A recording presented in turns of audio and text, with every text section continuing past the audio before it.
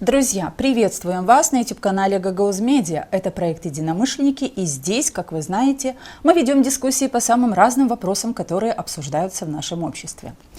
Для тех, кто только заинтересовался нашим каналом, скажем так, что наш проект про расширение круга единомышленников, граждан Молдовы, которые хотят развивать нашу страну и укреплять ее как демократическую и свободную. Как мы это делаем, спросите вы? Через здоровые дискуссии в этой студии. Наши принципы честно, корректно, в рамках цивилизованного диалога, в беседах с гостями нашей студии говорить о важном и главном. О том, что может объединить молдавское общество. Нет агрессии и нет разделения общества. Да диалогу, спорам и дискуссиям.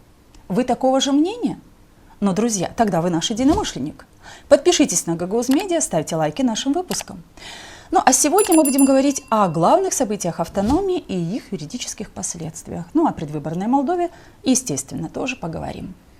Друзья, будьте с нами, это интересно и, полагаем, полезно. Наши дискуссии для ваших выводов. Мы с Еленой Карамид готовы начать, а вы настройтесь и, конечно, через несколько секунд будем снова вместе. Мы все хотим достойных условий жизни. Мы все хотим качественной медицины. Мы все хотим хорошие дороги и коммуникации. Мы все хотим высокие зарплаты и пенсии. Мы все хотим, чтобы работали законы. Мы все хотим лучшего для Молдовы, и это нас объединяет. Значит, мы единомышленники. Друзья, сегодня в студии проекта «Единомышленники» доктор права, преподаватель Камрадского государственного университета Игорь Янак. Игорь Янак, доктор права, преподаватель Камрадского государственного университета. С 2007 года по настоящее время преподаватель кафедры публичного права Камрадского государственного университета. С 2013 по 2014 годы исполняющий обязанности заведующего кафедрой частного права КГУ. С 2017 по 2019 годы исполняющий обязанности декана юридического факультета Камрадского госуниверситета. С 2024 года председатель общественной организации «Выбор и альтернатива для Гагаузии».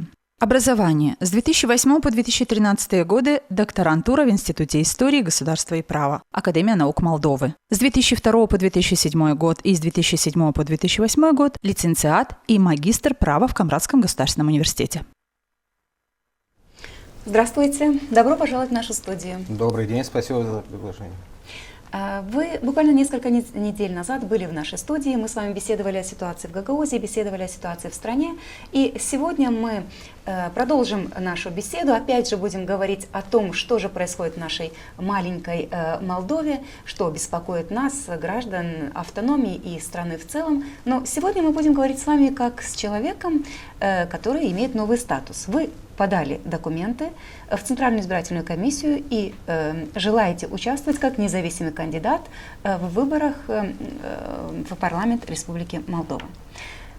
Почему вы приняли решение идти в политику? Это ваш личный выбор или что-то другое? Что касается решения принять участие на выборах в парламент Республики Молдова, которые должны состояться 28 сентября 2025 года.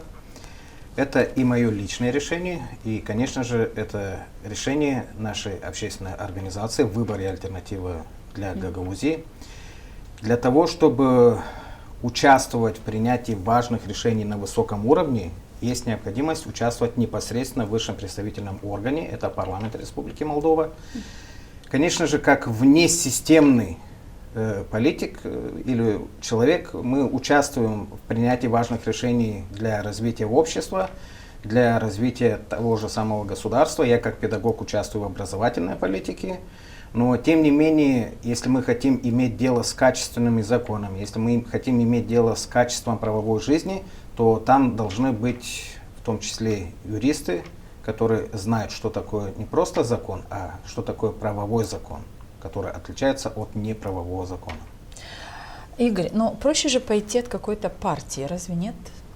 И мне кажется, партии, которые сегодня представлены как минимум на политической арене Молдовы, открыты были для того, чтобы набрать себе сторонников и иметь кандидатов в своих списках. С одной стороны, я солидарен, что намного легче и проще идти в составе определенной партии. Но с другой стороны, мой выбор был обусловлен тем, что независимый кандидат по сравнению от партийного кандидата не строит себе врагов. Он в состоянии найти общий язык со всеми политическими партиями. Он может лоббировать любые вопросы, любые общественные интересы с любыми партиями, которые будут находиться у власти. Он имеет возможность напрямую общаться с людьми и представлять общественные интересы, а не партийные интересы. И самое главное, он не привязан к партийной дисциплине. Были случаи, когда партийный кандидат разрабатывал законопроект, а на следующее утро руководитель партии говорил: мы не будем голосовать.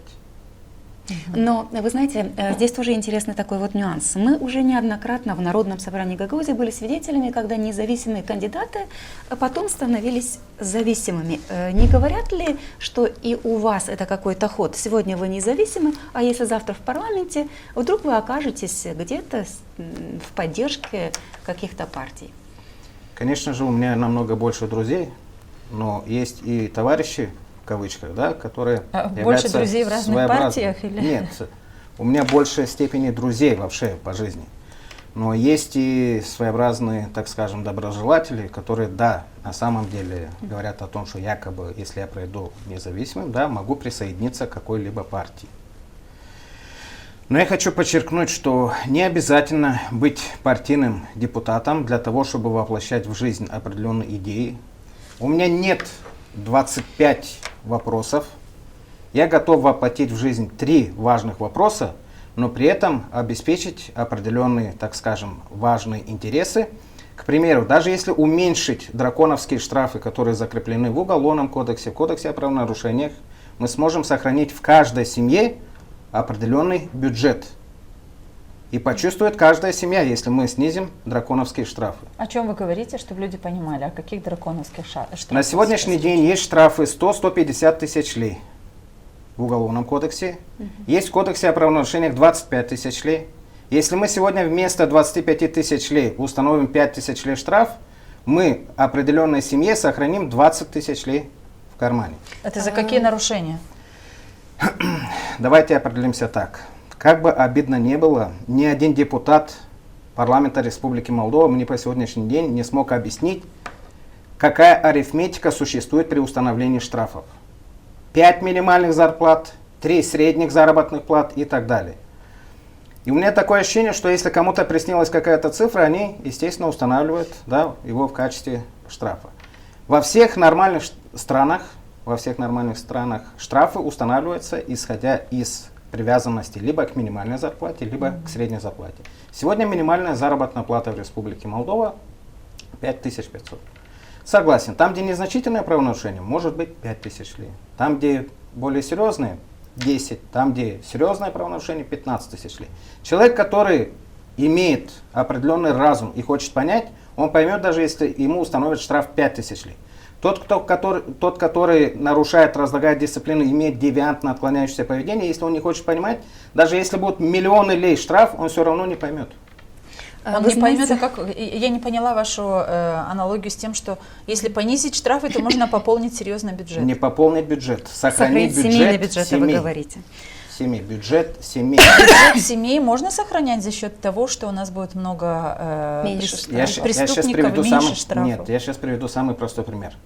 Человек, который в 3 часа ночи пьет на заправке кофе, да, в пьяном состоянии садится за руль, поверьте мне, что он не собирается утром на работу. Как правило, он безработный. И когда устанавливают штраф 100-150 тысяч лей, поднимается сахар давления не у него, а у родственников и у близких, в том числе и у друзей. И вот эта семья, не он, не преступник, не правонарушитель платит это, а вот эта семья должна заплатить вот эту сумму, и, как правило, берут кредиты, берут в долг определенные суммы, и тем не менее страдает семейный бюджет, не бюджет нарушителя. Ну, конечно, можно сказать, что и изменения в лучшую сторону с введением огромных этих штрафов тоже были. Конечно, есть справедливость в ваших словах, но положительные изменения произошли и в связи с тем, что штрафы неподъемные, и люди боятся нарушать закон. Честно признаться, на самом деле закон это не дубинка. Закон на сегодняшний день это всего лишь правила поведения. И вот когда мы говорим о тех же самых уголовных законах, они не имеют карательную цель. И когда мы говорим о, так скажем, правомерном поведении, не обязательно устанавливать строгие законы. В советское время была такая мера, высшая мера, как смертная казнь, но резонансных преступлений было не меньше. И самое золотое правило: чем сильнее государство, тем меньше карательных законов. И наоборот. Ну, давайте, вы уже готовы, я вижу, говорить о своей предвыборной программе. Мы об этом еще говорить не будем, потому как вы назвали, возможно, это одна из ваших таких тем, которые вы хотите как свою предвыборную программу представить. Оставим это на тот момент, когда вы получите... Это всего лишь идея. Это всего лишь идея, да. Когда... Ну, ее надо развернуть больше, поэтому у нас есть другие вопросы, поговорим о них. А о вашей программе, конечно, поговорим тогда, когда вы получите подтверждение, что вы стали кандидатом в депутаты парламента. Ну и давайте, поскольку вы ждете утверждения ЦИК и получения этого самого статуса кандидата в депутаты, хочется спросить, а на какие деньги вы будете организовывать свою предвыборную программу в случае, если получите такой статус кандидата? Совершенно правильно. И правомерный вопрос. Что касается финансовых ресурсов, у меня есть и личные возможности. Я работаю не на одной работе. У меня есть родственники, друзья, ну и могут быть пожертвования. Соответствующий закон на сегодняшний день не запрещает. Ну и, конечно же, кто-то может позволить себе чуть больше в плане финансовых затрат. А есть кандидаты, которые могут позволить себе чуть скромнее, да, в плане расходов. Наверное, об этом мы хотели вам сказать, что, допустим, мы видим, еще предвыборная кампания не началась, но мы уже видим, сколько денег, воочию, это видно невооруженным взглядом, сколько тратят некоторые партии, ну, допустим, партия Ирины Влах, эти футболки, эти кепки, разные атрибуты, даже эти танки приобретались для того, чтобы какую-то акцию провести и так далее. То есть видно, что каждый день вкладывается огромная сумма денег. Танки игрушечные приобретались. Танки. Люди, которые нас смотрят сейчас, да, мы об этом как-то говорили. Она так часто говорит о войне, что уже и танки приобрела. Стала покупать танки, да? Ну, и партии Шора, Дадон со своими плакатами и так далее, и так далее. Не будете ли вы, как независимый депутат, вы пока кандидат, да, с небольшим запасом денежных средств, не будет ли какого-то неравенства у вас по сравнению с другими вот в этот период? Как показывает практика, в любом случае у всех разные возможности, но финансовая составляющая это не главное на сегодняшний день на выборах, даже с точки зрения избирательных технологий, это всего лишь 20% успеха. И вот что касается финансовых возможностей, ресурсов, я 10-й ребенок в семье. Да, даже если просто мы, братья, сестры, соберемся, я думаю, что будет достаточно финансовых ресурсов. Тогда у меня очень конкретный о финансах вопрос. Любой человек, когда начинает какое-то дело, неважно, это маленький бизнес или задумывает в семье какую-то покупку, то он знает, сколько это стоит. Вот сколько будет стоить ваша предвыборная кампания? Вы сделали какой-то предварительный расчет? Ну, максимум то, что установлено по закону. Назовите эту цифру. На сегодняшний день, если меня зарегистрируют, я готов потратить максимум 100 тысяч лет. Допускаем, что ваша кандидатура будет зарегистрирована в качестве кандидата, и вот на территории Гагаузии берем сейчас только нашу Гагаузию, в которой будут и партии, где есть гагаузские кандидаты в депутаты в списках той или иной партии, этих партий тоже немало. Ну, назовем, от блока есть гагаузы представленные, там, по-моему, 14, что ли, человек, которые из Гагаузии или имеют отношение к Гагаузии. В альтернативе тоже есть гагаузы. 2 человека, да. ПАС, по-моему, 1, да. Или, может быть, я упустила что-то, да? 1, ну, то есть вы понимаете, что тот контингент, где вы будете искать в первую очередь голоса, насколько мы понимаем, вы больше всего известны здесь, на территории Гагаузской автономии. Насколько велики шансы и какие ваши ожидания от того, сколько голосов, не то что сколько голосов, но как вы сможете убедить избирателей Гагаузии, что надо проголосовать за независимого кандидата, когда сюда в период предвыборной кампании приедут вот такие вот, но уже с хорошими бэкграундами политическими, и, не называя их имен, они понятны в Гагаузии, да, и Стояногла, и Ирина Влах, и кто там еще есть. Как с этим будете представлять себя жителям Гагаузии? Почему люди должны голосовать за вас? Вся проблема в том, что мы немножко добросовестно заблуждаемся. Не Гагаузия является избирательным округом, а вся Республика Молдова, Безусловно, в том числе я диаспора, просто- имеет возможность проголосовать. Я просто вычленила Гагаузию как место первое, где вы, на мой взгляд, Солидарен. будете искать себе Солидарен с тем, что в Гагаузии сторонников. будет иметь место распыление голосов. Солидарен с этим вопросом. Я знаком с вопросами избирательных технологий. Но вот что касается идей, у меня идеи связаны не только с Гагаузией. Конечно же, в большей степени вопросы связаны с защитой прав национальных меньшинств, в том числе, что касается соблюдения традиций, обычаев, что касается сохранения и развития языка. Но многие идеи будут распространяться для всех граждан, которые проживают на территории безусловно. Республики Молдова, в том числе и для диаспоры есть определенные идеи. В целом, я думаю, что и в Гагаузии есть неплохие шансы набрать. Я проработал в системе образования как минимум 17 лет.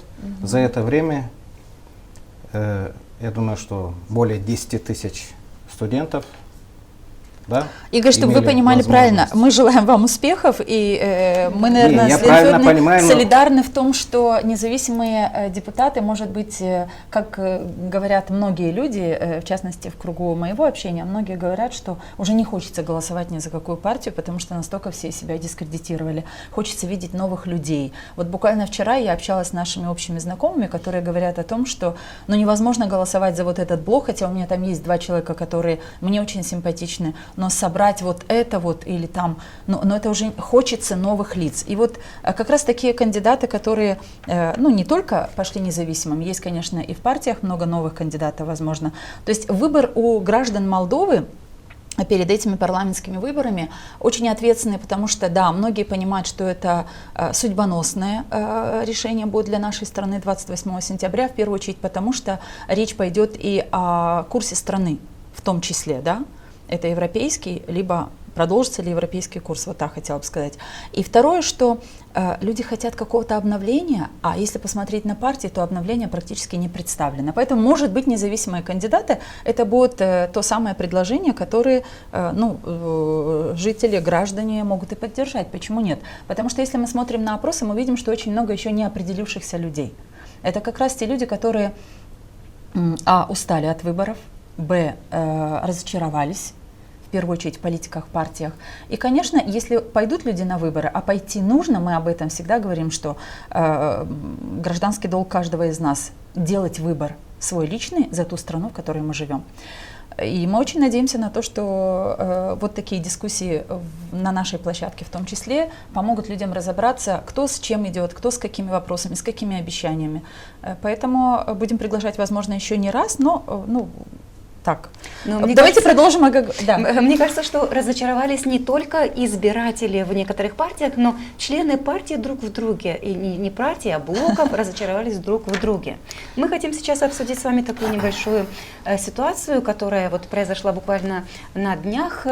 Один из представителей блока социалистов-коммунистов «Сердце и будущее Молдовы», Владимир Воронин, в одной из передач на ТВ сказал о том, что Дадон, да, действительно получил деньги от Плохотнюка, назвал эту сумму. Я бы назвала это словом «топят». Зачем члены блока друг друга топят, на ваш взгляд? У нас даже есть это видео, мы можем его вначале посмотреть, а потом вы можете дать свой ответ. А как вы думаете, что было в черном кульке Плохотнюка? 860 тысяч евро. Вы знаете точную сумму, Да? которую Плохотнюк передал Да. Дадону? Да. Плохотюк еще возмущался, кто цапнул 140 тысяч. Возмущался где? Я не видел никаких сообщений. Возмущался среди своих. Среди своих. Что дошло меньше, до партии социалистов. Да, он говорит, я знаю точно, что я туда положил 1 миллион. Так в черном кульке 860 тысяч много, как бы. Говорили о 500 тысячах. Ну, это мне лично Плохотюк сказал, что ты хочешь. Вы готовы эти показания дать в суде? Я уже давал. Не уже в давали. суде, а прокурорам. Прокуроре, да. Антикоррупции. Прокурор.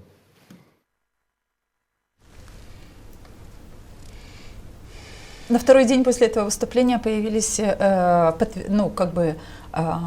письменные обращения или, я не знаю, доказательства того, что это было не так, это было не то, и сказано было чуть ли не Ворониным, а там Искусственным кто-то... интеллектом, Нет, да? журналист провоцировал, ну так, как минимум было сказано, да, что журналист провоцировал Воронина, но кто бы меня сейчас здесь не провоцировал, как бы мы вас не провоцировали, вы отвечаете за то, что вы сказали. И так это в любой дискуссионной площадке. Каждый человек несет ответственность за то, что он сказал. Поэтому что для вас вот в этом нового? Ну, По делу о Кульке. да, кто-то говорит, что у Владимира Николаевича очень хороший юмор, но кроме того, что Владимир Николаевич сам подтвердил, что давал показания в прокуратуре, прокуратура антикоррупции также подтвердила, что Владимир Николаевич давал соответствующие показания в антикоррупционной прокуратуре. Что касается, так скажем, в кавычках дружеских отношений, да, определенных партий, понятное дело, что этот блок, скорее всего, был искусственно создан. Потому что даже учитывая тот факт, как они собираются, да, каждый под своим флагом, каждый имеет свои маечки, кепочки и так далее. И в большей степени отдельно, когда выступают от имени своей партии. Не от имени блока, а от имени партии. Если А как этот вы думаете, почему? блок, Такой метод я думаю, избран. что кто-то очень сильно попросил. Я так думаю. И никому не секрет, почему некоторые лидеры соответствующей партии ездили в заграничные командировки, да? То есть кто-то попросил собраться, Да, и кто-то кто-то- потом попросил все же отдельно выступать и представлять себя? А кто-то видит себя в парламенте уже отдельно, в качестве премьер-министра, в качестве председателя парламента, заместителя председателя. То есть блок- Понятное блок дело, что нужен для каждый лидер избирателя. партии видит себя лидером, в том числе и в парламенте. Поэтому и на сегодняшний день до выборов, я так полагаю, что они где-то будут, да, идти вместе. Но не исключено, что 29 сентября появятся определенные заявления, и кто-то будет видеть себя, естественно, лидером уже в парламенте. Вы хотите сказать, что вот этот блок создан только для избирателя? Это иллюзия, С точки зрения избирательных технологий, я так полагаю, что так намного проще пройти в парламент, Ну да. и есть больше шансов. Больше шансов убедить Да. избирателя. И я не исключаю тот факт, что извне, то есть извне Республики Молдова руководят парадом. И я не исключаю тот факт, что попросили до выборов быть вместе, а после выборов уже, конечно же, определяться соответствующей конфигурацией, исходя из того расклада, который будет иметь. А что для вас нового в этой информации, которая была представлена Ворониным в той самой передаче? Что касается этой информации, для меня ничего нового, потому что прокуратура как бы не раз выступала с определенными заявлениями. И самое главное, что уже не один год обсуждается этот вопрос, но пока еще... А конкретно- почему он все нет? еще Да, вот обсуждается? вопрос у нас один на двоих. Почему нет решения? Нет, решения нет. И почему все еще этот вопрос соответствующее обсуждаем? дело есть процесс уголовный, но что касается окончательного решения, нет. На выборах, я думаю, что любые средства будут использоваться, самое главное заполучить определенную цель. Что касается цели Владимира Николаевича, я думаю, что он лучше знает, да, вот что касается искренней мотивации. А вот что касается таких заявлений, я думаю, что это не просто так, и я думаю, что Владимир Николаевич говорил эти вещи в трезвом, ясном уме. Но мы тоже заметили про эти, с Ксенией Федоровной вчера говорили о том, что действительно блок создан, а акции проводят отдельно, одна партия от другой. У нас даже есть несколько фотографий, которые подтверждают то, о чем мы говорим.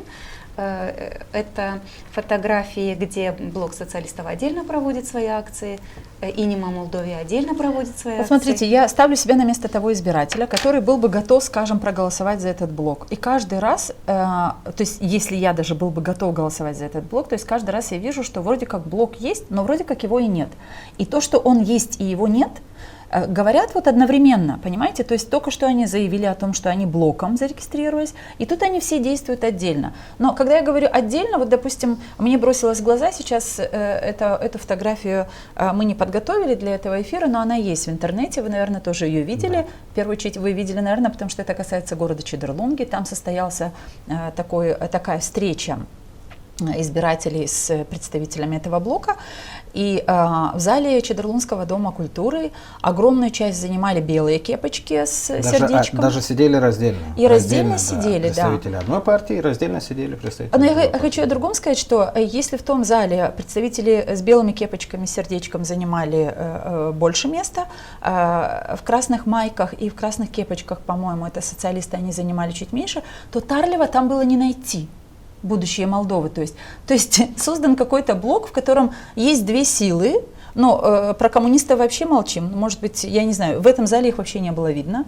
Не было там и Владимира Николаевича Воронина, это понятно, но эти три лидера, имена которых я сейчас назвала, они были в этом зале. Вот что вы думаете, вот вы понимаете, что за этим стоит? Для чего нужно разделяться в самом начале? И какой месседж такой несут эти, как минимум, эти партии людям?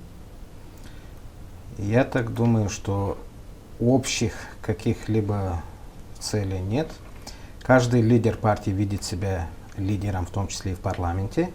Ну так для того, чтобы стать лидером в парламенте, все равно нужны голоса тех, которые будут за тебя голосовать. Я понимаю, что там могут быть у кого-то амбиции быть избранным спикером парламента, но тогда тебе нужны голосовать. Вот, что касается уже парламентских фракций, там, скорее всего, будет немножко другой расклад.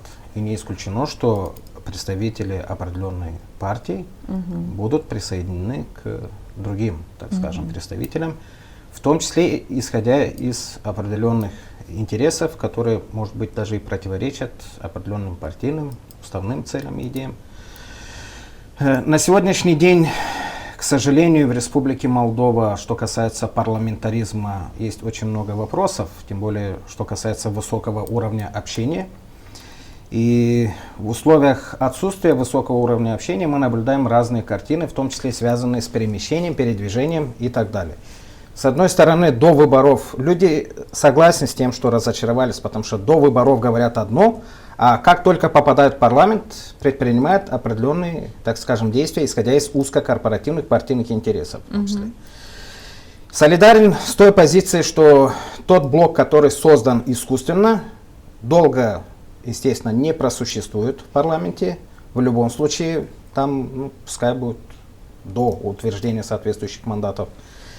И вот что касается интересов населения, к сожалению, на сегодняшний день очень многие люди, которые идут в том числе в парламент, очень многие люди, которые в том числе находятся у власти в Гагаузии, просто выступают хорошими артистами. Да? Мир, вот, и в том числе власти в Гагаузии, принадлежит не хорошим людям, а тем, кто хорошо играет. И вот на тех же самых выборах люди, к большому сожалению, до сих пор, по крайней мере, доверяли именно тем, кто хорошо играет. С одной стороны, мы хотим иметь хорошие идеи, хотим иметь хорошие законы, хотим иметь правильные, так скажем, какие-то подходы, новые решения, но при этом доверяем тем людям, кто просто хорошо играет. А как отличить вот эту игру простому избирателю? Как понять, что это игра? На сегодняшний Искусные день игроки должна не быть оставляют альтернатива шансов. вот тем же самым выступлениям, должна быть альтернатива тем же самым формированием. С одной стороны, да, кто-то, может быть, и не верит, что независимый кандидат пройдет или не пройдет. Но по сегодняшний день многие гагаузы возмущаются, почему наши гагаузы, вот даже будучи в парламенте Республики Молдова, представляют интересы партии, а не интересы Гагаузии.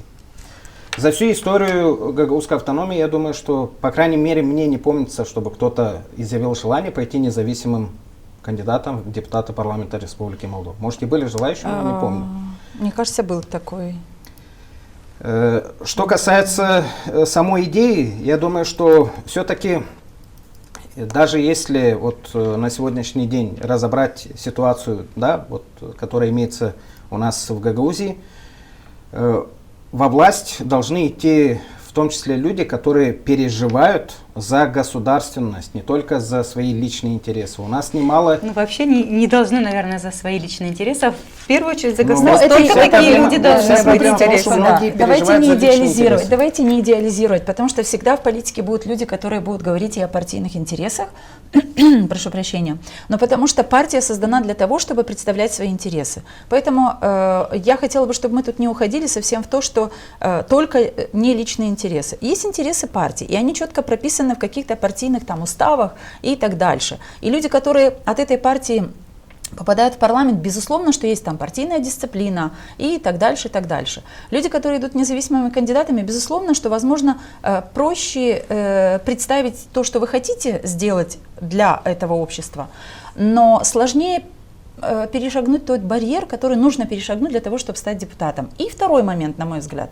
Независимый кандидат – это одна персона, а партии – это 30 депутатов, 20 депутатов, 13 депутатов. И так или иначе, независимому кандидату придется по разным вопросам стать на сторону тех, у кого большинство как минимум по предложению, по продвижению этого закона.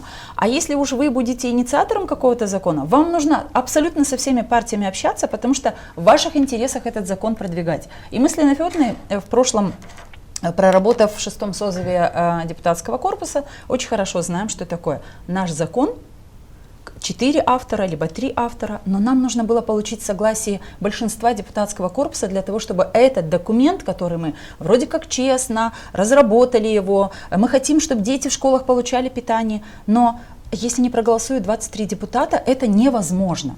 Поэтому хотела просто всего лишь сказать о том, чтобы мы не уходили в своей дискуссии, не идеализировали. То есть как бы и у партий вполне оправдано, что какие-то цели для развития страны должны быть и могут быть, и бывают.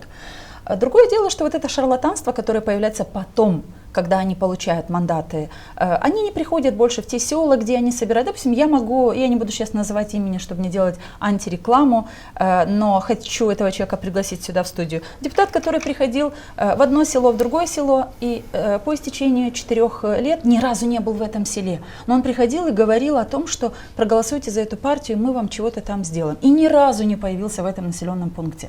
То есть за 4 года депутат парламента не удосужился прийти, хоть спросить или сказать, почему он не выполнил то, что он им обещал.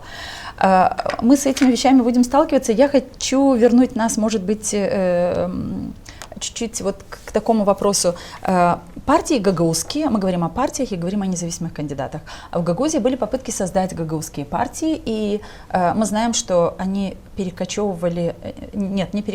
они передавались кому-то другому, который на национальном уровне эту партию дальше переименовывал и развивал. Мы уже говорили, это была и партия региона Формузала, и партия «Наш Буджак» Валерия Енёгла.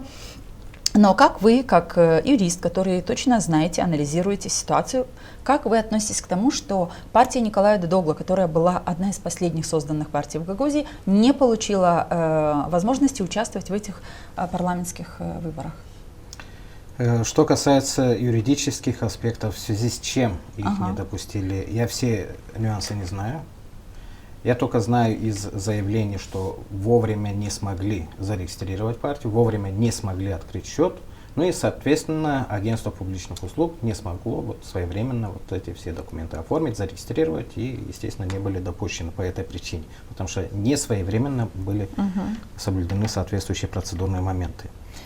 Конечно же, изначально, когда изъявили желание участвовать на парламентских выборах, надо было, я так думаю, изучить соответствующие возможности, в том числе и более оперативно подготовить соответствующие документы. Но было заявление, что якобы банки отказывали в открытии того же самого счета. Как вы думаете, это лишает Гагаузию чего, когда созданные партии не получают возможности участвовать? Лишает ли это вообще чего-то избирателя гагаузского?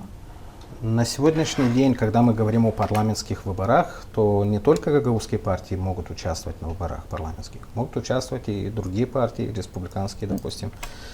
И вот что касается Гагаузии, то Гагаузия, я думаю, что не лишается определенных прав в этом плане. Другое дело, что соответствующие конкуренты, может быть, не своевременно выполнили определенные действия, не своевременно, так скажем, зарегистрировались. Согласен с тем, что было бы неплохо увидеть на практике, как участвуют гагаузские партии на республиканских выборах. Но будут шансы у гагаузской партии. Но до этого надо дойти. Всему, как говорится, в свое время. И я думаю, что будет время, когда гагаузские партии тоже будут участвовать на выборах в парламент Республики Молдова. Но вот есть определенные сложности не только для независимого кандидата. независимый кандидат на сегодняшний день, с одной стороны, должен набирать 2%, но если брать во внимание партийного кандидата, то это 2 раза больше в плане абсолютной цифры. То есть партийный депутат, если будет, условно говоря, 1,5 миллиона выход, да, партийный депутат должен набрать 15 тысяч голосов, а независимый 30 тысяч голосов. Что касается гагаузской партии, сама идея неплохая, я, в принципе, озвучивал определенные моменты. В европейских странах есть такая практика. Что касается национальных меньшинств, то там соответствующих барьеров процентных нет. Набирает партия национальных меньшинств, допустим, там 1%, проходит 1 депутат. У нас 101, соотношение примерно 1 к 1. Набирает 2%, проходят 2 депутата. Набирает 5%, проходит 5 депутатов. Но у них И такое вот, законодательство. Да, у них такое законодательство, и было бы неплохо пересмотреть и наше избирательное законодательство Республики Молдова, чтобы для таких партий снизили соответствующий барьер. К примеру, Вот установили... если попадете в парламент, вот и выходите с такой инициативой. Если, она вам кажется, поддержат, что... без проблем. Вы знаете, мы говорим о гагаузских партиях, а я все-таки хотела бы вернуться к деятельности гагаузов в партиях вот в этот предвыборный период. Мы уже говорили о Ирине Влах сегодня, и Stop Files, вот эта вот компания, говорит о том и подтверждает свои мысли, что фальсифицирует какие-то сообщения, вот те, дезинформация которые, дезинформация происходит, потому что на митингах говорят представители этой партии то, чего не было на самом деле. Давайте мы посмотрим вот это маленькое видео, а потом поговорим по этому поводу. Ирина Влах и ее партия выдает чужие достижения за свои.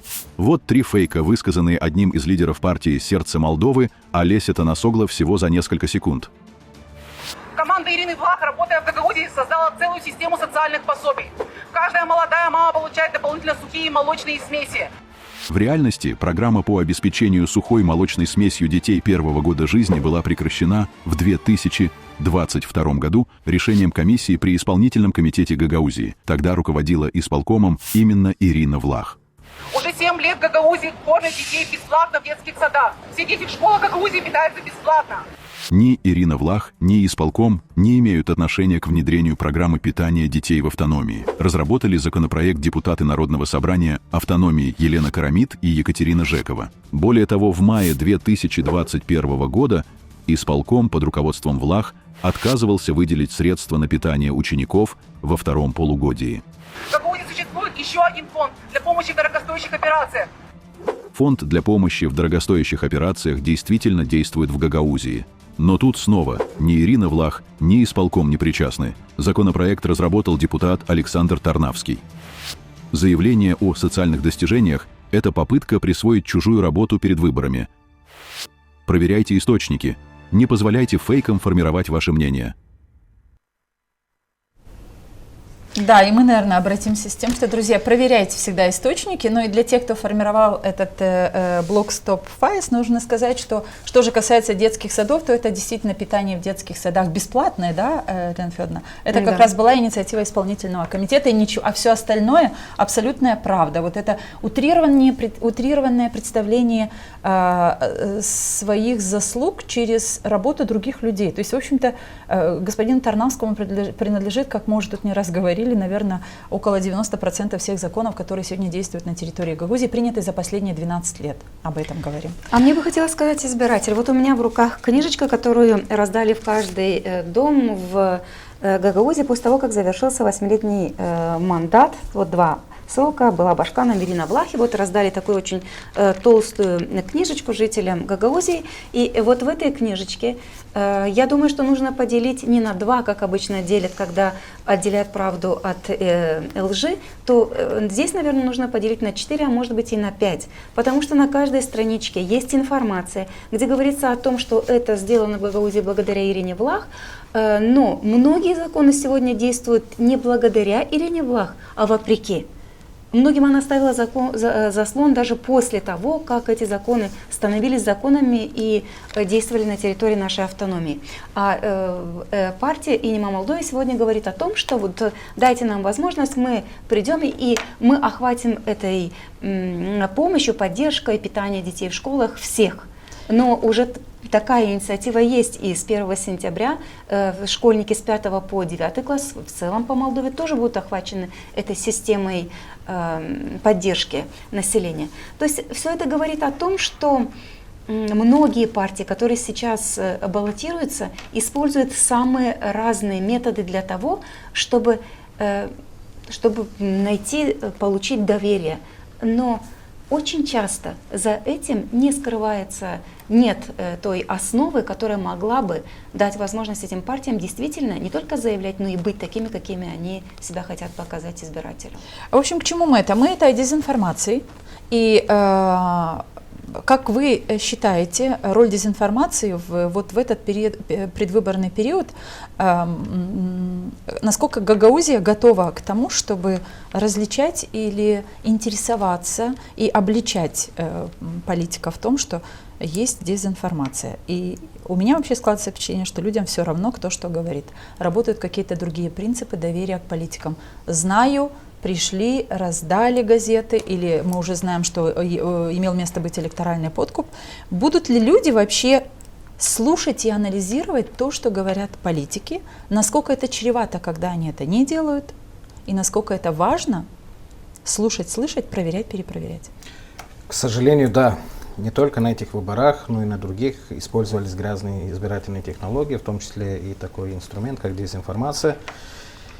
Из-за низкого уровня общего сознания, из-за низкого уровня избирательной культуры, к большому сожалению, не всегда люди делают осознанный выбор, не всегда проверяют информацию и, к сожалению, очень часто доверяют вот таким своеобразным, многообещающим идеям и так далее. Понятное дело, что вот эти товарищи, которые используют грязные технологии, они манипулируют сознанием людей и используют разные ситуации. Но я хочу сказать, что чем дальше, тем больше приходит отрезвление. И я думаю, что на этих выборах приходит отрезвление. На этих выборах, я думаю, что мы убедимся, что все-таки основная часть граждан сделают осознанный выбор. И я думаю, что на самом деле мы придем к тому, что будет определенная политическая ответственность, в том числе за вот эти заявления. С одной стороны, могут обещать 20-30 пунктов и не выполнить даже 2 пункта, и им за это ничего, да? А с другой стороны, во всех нормальных странах действует не только политическая ответственность, их не только отправляют на свалку истории, да, а в том числе и привлекают к юридической ответственности и так далее. Было бы неплохо, чтобы те же самые партии, те же самые конкуренты на выборах, чтобы они несли ответственность за свои заявления, за свои выступления. И народ, я считаю, что имеет право давать соответствующую оценку. И на этих выборах, я уверен, что основная часть граждан дадут надлежащую оценку. У нас есть наша рубрика «Люди говорят что». Давайте мы к ней перейдем. Ну а потом во второй части нашего выпуска будем говорить о Гагаузии и о том, что происходило, как происходило и почему происходят такие события в нашей автономии. Друзья, проект «Единомышленники». Мы здесь, Елена Карамид, я, Екатерина Жекова и Игорь Янак. Мы говорим о событиях в автономии в Молдове. Сейчас у нас рубрика «Люди говорят что». Вы оставайтесь с нами и еще поделитесь с друзьями нашей ссылкой. И если вы еще не поставили лайк, сделайте это. Это помогает нам продвигать наш проект.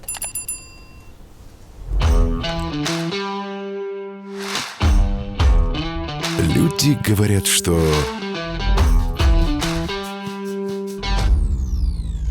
Люди говорят, что у независимых кандидатов мало шансов стать депутатами парламента. С одной стороны, люди правы в том плане, что мало шансов, потому что у независимых кандидатов в 2 раза больше нагрузка. И, к сожалению, на сегодняшний день очень сложно независимому кандидату, как уже ранее было отмечено, и в финансовом плане, и, конечно же, в организационном плане, потому что если у партии есть многотысячная армия людей, которые готовы помогать, да, то у независимого кандидата, естественно, намного меньше людей. Но, как говорится, в любом случае надо участвовать активно. И я думаю, что каждый гражданин имеет не только право избирать, но и быть избранным. Ну, это да. Люди говорят, что чем больше политики говорят о войне, тем больше от них отдаляются избиратели. На самом деле люди многие осознают и понимают, что одни хотят, да, соответствующие военные действия, но участвуют в этих военных действиях совсем другие люди. И люди в целом не хотят войну, и те люди, которые, политики, говорят о том, что они готовы сохранить мир, я думаю, что им больше будут доверять, нежели тем, кто хочет войну. Люди говорят, что чувствуют, что начали работать законы у нас в стране. На самом деле пределов совершенству нет.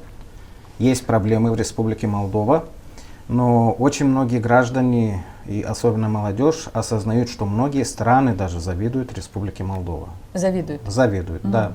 Да, есть вопросы, связанные с заработной платой, да, есть вопросы, связанные с ценовой политикой, но в целом у нас есть мир, в целом у нас есть все времена года, у нас есть здоровое питание, у нас есть хорошие люди, и в целом многие страны, даже соседи, завидуют Республике Молдова. Этого недопонимают граждане Республики Молдова, что столько ценного есть в нашей стране, что мы все время и системно очень многим или больше недовольны, чем довольны. Не находим тех положительных моментов, которые являются хорошими двигателями в том смысле, чтобы сплотиться и то доброе и хорошее, которое есть в стране, поддержать, ну и решать те проблемы, которых тоже немало в стране. Я думаю, что иногда стоит задуматься и просто сказать спасибо Господу Богу, то, что мы на сегодняшний день имеем. Очень многие люди, кушая колбасу, да, справляя дни рождения, там 20-30 человек, могут жаловаться на жизнь, но тем не менее, поверьте мне, что у многих граждан Республики Молдова есть соответствующий достойный уровень жизни. Если мы иногда просто скажем спасибо, этого будет достаточно. Люди говорят, что ШОР использовал пенсионеров, а теперь стал использовать и молодежь. Наверное, речь идет о протестах, на которых сейчас больше молодежи. Да, на самом деле пострадали из-за электоральной коррупции пенсионеры в основном. Что касается протестов, которые были запланированы, были вовлечены представители молодежи.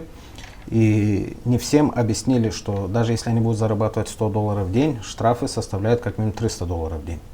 Не всем это объяснили. И, к сожалению, да, использовали до этого пенсионеров, сейчас используют молодежь. Я думаю, что у нас есть видео, мы к этому чуть позже вернемся, потому что это очень интересная тенденция. Но сейчас следующий вопрос из этой рубрики. Люди говорят, что сейчас они побаиваются показать свою причастность к ШОРу. С одной стороны, да, многие говорят о том, что они боятся, а с другой стороны, как показывает практика, некоторые люди уже второй раз подаются на эти акции, провокации. И, к большому сожалению, некоторые люди, с одной стороны, говорят, что боятся, а с другой стороны, готовы поддержать соответствующие идеи. И самое главное, что готовы участвовать даже в акциях, провокациях. Люди говорят, что за Гагаузию больше стыда, чем гордости. На самом деле, к большому сожалению, особо нечем похвастаться в последнее время. Если возьмем ту же самую налоговую, бюджетную политику, если возьмем социальную сферу, экономическую сферу, что касается уровня жизни, что касается тех же самых элементарных компенсаций за зимний период, да, не могли месяцами разработать положение, чтобы распределить людям финансовые ресурсы. Ну, не было денег в бюджете у них. Истинная причина, да, но на самом деле особо нечем гордиться, но это не говорит о том, что мы должны принижать статус автономии. Если есть у нас проблемные люди, мы можем избавиться со временем от этих проблемных людей, но Гагаузию мы должны сохранить, и не просто сохранить, но и развивать. Вот так. Ну и логично перейти уже к обсуждению Гагаузии и тех процессов, которые происходят здесь. На днях автономия отмечала 35 лет Гагаузской республики. Вы следили за этим? Смотрим новости иногда, да. За этим событием, да, потому что оно проходило в Доме культуры, и мы видели ряд награждений. Один мой приятель сказал, что он, кстати, является одним из активных общественных активистов, который в период создания и республики, и автономии был в первых рядах. Он сказал: вы знаете, что за последние, прежний Башкан, речь шла о Ирине Влах, 130 медалей раздали за 3 месяца.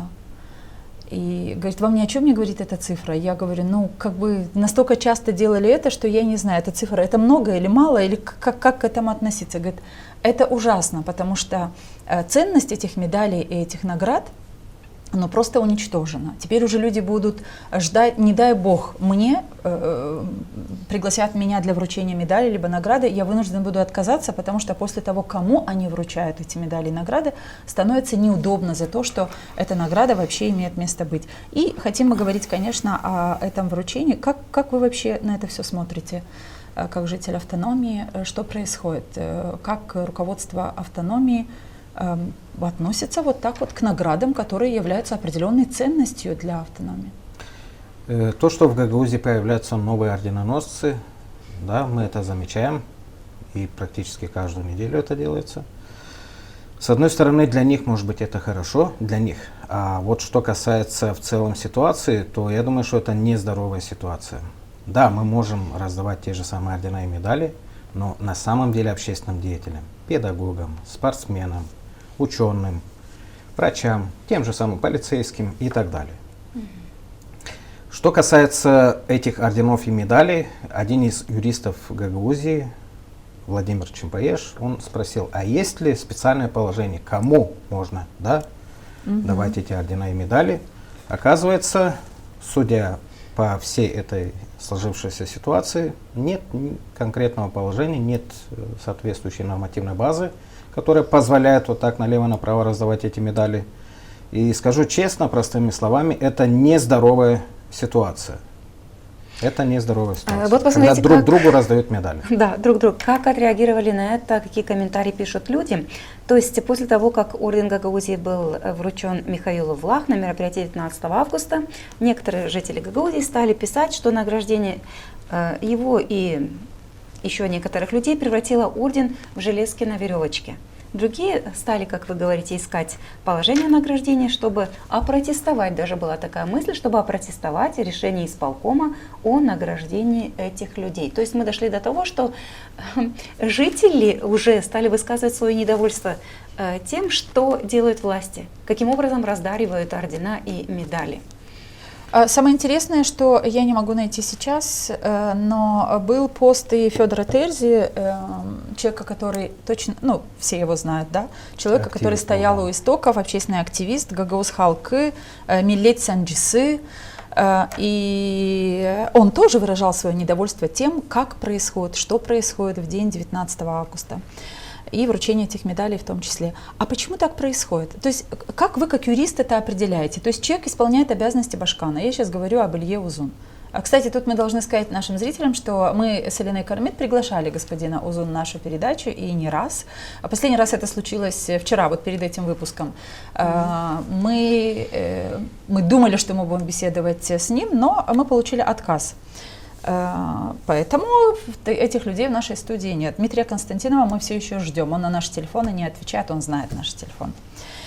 Вопрос вот в чем. Вы как юрист, как относиться и что нужно, как такой нонсенс вообще мог произойти, что нет документа, который регулирует кому, как, в каких случаях, за что и по какой процедуре нужно следовать, какой процедуре нужно следовать для того, чтобы этот орден вручить человеку, чтобы этому человеку, этой семье было не стыдно иметь у себя орден, который совершенно законно закреплен и получен. Ну, во-первых, как юрист хочу отметить, что должны распределяться соответствующие награды в соответствии с определенным положением. Я думаю, что Гагаузская республика, раз речь идет о 35-летии, да, Гагаузская республика создавалась не несовершеннолетними, я так полагаю, что могу я ошибиться, но господин Влах Михаил в то время, скорее всего, не достиг 18-летнего возраста, когда создавалась Гагаузия, я так полагаю, могу я ошибиться. И если и должны были раздавать соответствующие ордена и медали, я думаю, что должны были раздавать тем активистам, которые участвовали в становлении той Гагаузской республики, которая вот просуществовала, сколько просуществовала. На сегодняшний день, когда мы говорим о медалях за Гагаузскую республику, я думаю, что не стоит раздавать их тем людям, которые в то время вообще даже не понимали и не осознавали соответствующие процессы. и не только не участвовали, но и по большому счету даже рядом не находились. Поэтому есть необходимость, если кто-то имеет желание обжаловать, могут обжаловать, но есть необходимость немножечко упорядочить, да, вот это положение и конкретно объяснить тем же самым гражданам, которые проживают на территории Гагаузии, за что мы раздаем медали. Потому что... Ну вот читаем Михаилу, извините, что перебиваю, но вы задались вопрос, за что Михаил Влах. Михаил Влах получил высшую награду Гагаузии, кавычки открываются, за добросовестный труд и референдум 2014 года. Вот вы знаете, когда какой-то человек получает награду, конечно же, когда это учитель, когда это доктор, ну, наверное, даже у людей, которые видят вот этот акт вручения этого ордена, награды какой-то, у людей, жителей автономии, не возникает вопросов, потому что это люди, которых знают. То есть это учитель, который добросовестно выполняет свой труд, и он обучил, возможно, не одно поколение учителей, детей, учеников. Это доктор, который лечил, возможно, половину Гагаузии, если он хороший хирург, я сейчас просто моделирую ситуацию, чтобы было понятно, а когда Михаил Влах, которого, ну, давайте мы спросим, зададимся вопросом, что сделал Михаил Влах? И на этот вопрос есть только подобные ответы из последних 5, может быть, 10 лет, да? С мегафоном в руках собирал какие-то митинги. А что это были за митинги? А какова была их как ценность? А что благодаря этому митингу получилось? Потому что если говорить о митингах, которые собирал Миллет Санджисы, и Леонид Добров, Таушамжи, Федор Терзи и много других людей тогда, в 90-е годы, то результатом стала Гагаузская республика, потом Гагаузская автономия. И тут совершенно понятно, почему эти люди должны получить уважение и должны занимать достойное место на страницах истории нашего народа и нашей автономии, как минимум. А что Михаил Влах? Наверное, я сейчас не буду говорить о персонах, но, наверное, в свое время раздавали и награждали, точнее, людей, которые создавали автономию, а сейчас, скорее всего, я так думаю, которые что разваливают автономию. Ну, может быть и такое, что те, которые разваливают автономию. Ну, напрашивается может быть и такое, потому вывод. что на самом деле те люди, которые создавали автономию, им не вручают соответствующие награды. Даже если они находятся за границей, они могли приехать и получить соответствующий орден. А те люди, которые не привязаны ни к одной общественной деятельности, согласен, есть полицейские, которые проработали 20-30 лет в Гагаузии, есть педагоги, которые 20-30 лет проработали, даже 35 лет проработали в Гагаузии и могли получить, врачи и так далее. А вот что касается тех людей, которые в трудовой книжке, а может быть и нету у них трудовой книжки, не имеют ни одной записи, да, вручать ордена и медали, я думаю, что как минимум должно быть стыдно. Но мы не знаем, что написано в трудовой книжке у Михаила Влах последних лет, как минимум 2 лет. То ли он советник, то ли не советник. То ли он принят на работу, то ли он просто как советник на общественных началах. Я никаких личных претензий не имею никому. Но вот что касается проблем, я думаю, что эти проблемы мы должны обсуждать. И в конце концов в Гагаузии должны делать не как бывает, а как должно быть. Да, но как должно быть, не делают люди, которые занимают ту или иную должность, даже если это она сейчас досталась, вот так вот досталась прям, да, Илье Узун, который исполняет обязанности Башкана в отсутствие Гуцул, так или иначе есть закон, и есть, этот человек долгое время, сколько там, не знаю, 12 или уже все 16 лет является депутатом Народного собрания Гагаузии, и уж не власти ли знать, что нарушение законов, но недопустимо. Иначе я прекрасно понимаю, что наши жители автономии не изучают все законы, которые есть, но сегодня раздавать награды, которые не подкреплены законными решениями, это что-то ненормальное. Дальше можем ли мы поговорить о том, узнать ваше юридическое мнение, мнение юриста о том, мы не говорили с вами после 5 августа, как только было вынесено решение по Евгении Гуцул, как вы относитесь к этому решению и к чему это может привести в Гагаузии здесь? Ну, во-первых, любой приговор, не только в отношении должностных лиц, должен быть законным, обоснованным, мотивированным. Что касается приговора суда в отношении главы Гагаузии, Башкана Гагаузии, данный приговор был обжалован, адвокаты посчитали, что данный приговор является незаконным, необоснованным. Посмотрим, что скажет апелляционная инстанция. Где-то в начале сентября. Но первая обещает, инстанция, если кто-то ознакомился с приговором, Первая инстанция расписала и мотивировочную часть, и результативную часть в общем контексте на 400 страницах. Вы ознакомились? Я ознакомился, я читал, да, мне было интересно как юристу. С юридической точки зрения там есть ссылки на законы, то есть правовое обоснование есть, это не просто мнение судьи. Что касается материальных, допустим, ошибок, процессуальных ошибок, то это уже будет проверять апелляционная палата. Я думаю, что граждане, в том числе юристы, педагоги, допустим, юридического факультета, не имеют права делать какие-то официальные заявления по поводу решения суда. У юристов есть золотое правило. Если не нравится решение первой инстанции, вы можете обжаловать его во второй инстанции. Если вторая инстанция выскажется, да, в том плане, что были допущены ошибки, можно интерпретировать, да, уже по-своему. А так, официальным толкованием того же самого уголовного закона занимается прокуратура, суд, но не люди, которые извне. И вот что касается последствий для Гагаузии, последствия имеются только в отношении этих лиц, которые были осуждены. Там мы с одной стороны говорим, что была осуждена Башкан Гагаузии, да, а там в этом приговоре Светлана есть еще один, да, Попан. участник. И вот что касается этого приговора, то этот приговор был вынесен в отношении 2 участников. Да, да. И что касается этого приговора, то там эти преступления не связаны с должностными преступлениями. То есть не Башкан, То есть речь не, Евгения да, речь Гуцул не как идет о человек, должностных преступлениях, речь не идет о Башкане Гагаузии. И преступления, которые рассматривались, и оценка была дана именно тому периоду, когда госпожа Гуцул не занимала должность Башкана. Но вы, наверное, слышали, что в гагаузском обществе абсолютно все, начиная от сторонников Илона Шора и Евгении Гуцул, абсолютно все трактовали это решение как Башкана осудили. Осудили Евгению Гуцул, гражданина, которая своими действиями нарушила закон до назначения, до избрания ее Башканом. Правильно? Но люди не разделяют это. Как вы думаете? Нет, почему? Понятно. Потому что очень сильно информируют сторонники Шора, что обезглавили Гагаузию. Обезглавили Гагаузию. Ну, давайте определимся так. С одной стороны, некоторые вот эти товарищи говорят о том, что Башкана осудили, а возле пенитенциарного учреждения кричат не то, что Башкана осудили, а осудили Женю, Женечку и так далее. Если они говорят про Башкана, пускай выступают, да, и говорят, что осудили Башкана, а не Женю или Женечку или Свету. А что вас в Женечке обижает? Меня ничего не смущает, но пускай они сами определятся с понятийным аппаратом. С одной стороны, они сами говорят про Женю, Женечку, а с другой стороны возмущаются, если кто-то говорит о том, что не осуждали Башкана, а обсуждали Евгению. Но, Игорь, смотрите, очень все просто. Если Шор говорит «Женечка, держись», то следом, эхом доносится сюда, что надо говорить так, как босс сказал. Вопросов нету. На охоте и на рыбалке это может быть и Федя, и Петя, и так далее. А вот что касается статуса, если речь идет о статусе, то должны говорить о Башкане Гагаузии. Если они считают, что осудили Женю, да, если считают, что осудили Женю, Евгению или Женечку, то здесь тоже другой вопрос.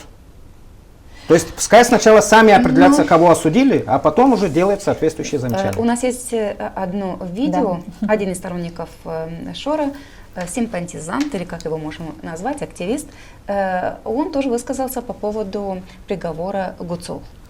Стамов, давайте, Иван Стамов, давайте мы посмотрим. Башкана, им достаточно было по этому политическому делу вынести приговор и дать сугубо условный срок. Условный срок, по которому потом шли бы разбирательства, а здесь бы запустили процесс избрания нового Башкана. Но они, да, я извиняюсь, но они дали реальный срок для того, чтобы испугать всех нас. Напугать народ. Сказать, кимаче разано, где он унарно. Мы с Иваном Ивановичем много раз... Вы знаете, очень интересные мысли Ивана Стамова. Вот я не юрист, но мне очень важно ваше мнение как юриста. Человек говорит, ведь это не просто симпатизант, как Лена Федоровна сказала, это активный пропагандист Шора, который, мы видим, что он на всех митингах и на всех собраниях, он впереди этой толпы, которую они собирают. И смотрите, ладно, они могли бы дать условный срок и лишить ее возможности бы. Здесь мы уже занялись бы избранием Башкана и другими вопросами. Ладно, если бы условный. Скажите, как юрист, то есть если люди, его окружение, ну ее окружение, да, и окружение того Ивана Стамова, с которым он обсуждал и такие вещи озвучивает для людей, для большего числа людей, значит, в подкорке сидит, да, она виновата, наказать должны были, но могли дать условные. Может быть, за это и боролись в суде, чтобы получить условное наказание для Евгения Гуцул. И что означает мнение Стамова, что мы тут занялись бы процессами, там, избирать Башкана и т.д. и т.п. То есть не обязательно иметь Евгению Гуцул как Башкана уже для команды Шора? Честно признаться, я так думаю, что вот эти идеи обсуждались как бы не в узких кругах. Ну, Ваня Стамов вынес явно не свое заключение. Я не думаю, что это идея или просто мнение, да, отдельного сторонника и так далее. Скорее всего, эти вопросы обсуждались в серьезных кругах и на высших уровнях. А может, передавали по телефону, что надо озвучивать людям? Может быть, но хочу разъяснить. С точки зрения уголовного права, условный срок – это тоже срок. То есть тоже обвинение. Да, когда речь идет об обвинительном приговоре, даже если штраф, это тоже обвинительный приговор, даже если труд пользовался, это тоже обвинительный приговор. Если реальный срок, это обвинительный приговор, условный срок, это тоже обвинительный приговор. Что касается избрания Башкана Гагаузии, то если прочитать внимательно уложение Гагаузии, если в течение 60 дней Башкан Гагаузии по объективным причинам не в состоянии исполнять свои обязанности, Народное собрание Гагаузии обязано было обратиться в апелляционную инстанцию. Апелляционная инстанция должна была констатировать факт невозможности исполнения Башканом своих обязанностей в течение 60 дней. И потом Народное собрание обязано было назначить новые выборы Башкана Гагаузии. Да, но оно этого не сделало. Кризисная ситуация не может продолжаться полгода, 3 года, 5 лет, или мы не будем ждать 7 лет, да, пока не освободится человек и опять не займет эту должность. Но вот сейчас уже 5 месяцев будет через несколько дней. Есть определенные нормы, связанные с устранением определенных институциональных кризисов. Если образовалась вакансия даже должности президента, в течение 2 месяцев решают этот вопрос.